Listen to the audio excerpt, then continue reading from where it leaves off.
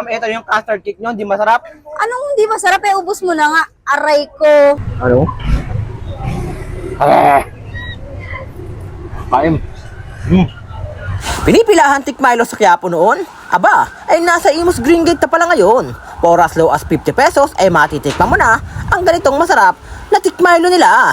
Samahan mo pa na masarap at homemade na custard cake nila. Big shoutout nga po pala sa mga nakasabay namin na mababait at makukulit na batang ito. Shoutout sa maganis! Shoutout sa nanay ko dyan! Kaya kung nag-grab ka, ay tara! Tikman na yan! Let's go! Hello ma'am, magandang hapon po ma'am. Hello po, magandang hapon po. Ma'am, balita ko meron kayong bago dito ah. Yes po, may bago po tayo. Thick Milo po at saka chiffon custard cake po. Homemade ko din po. Kailan pa nagsimula yun ma'am? Mga 2 weeks na po siya. Oo. 2 weeks nga po, tama. Magkano naman po yung tikmilo niya ma'am? Meron po tayong small, medium, large. Ang small po natin is 40, medium 60, large 80 po. Yung custard cake niyo po ma'am, magkano? 85 pesos po. Homemade ko din po siya. Balik pera din po dyan pag di po masarap. Yun.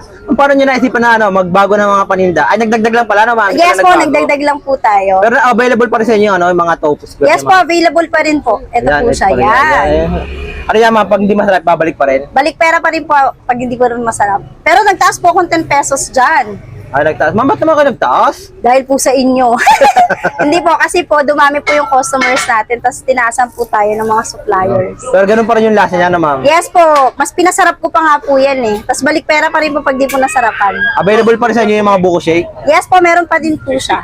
Anong oras pa rin kayo pumupwesto dito ma'am? 4 p.m. pa din po until 8 p.m. to 9 p.m. po actually. Kasi 8 p.m. po dapat, bago mag 8 p.m. nandito po kayo kasi sold out na po siya. Dito pa rin kayo, anong lokasyon niyo ulit dito ma'am? Phase 3, Green Gate. Ano po, malapit po tayo sa Save More and Espasyo. Tapos tapat po tayo ni Mr. Chicken.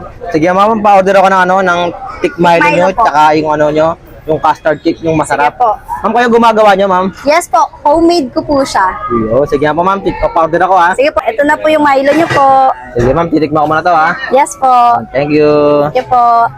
At so yun nga mga paps, na dito ngayon tayo sa Imus Green Gate at muli natin binalikan si Topo Square dahil may mga bago siyang mga tinitinda. Bukod sa Topo Square, meron siyang ganito yan.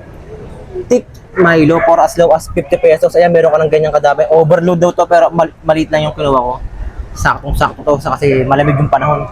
Pagpapalamig pa lalo tayo. No? Ayan. Ano?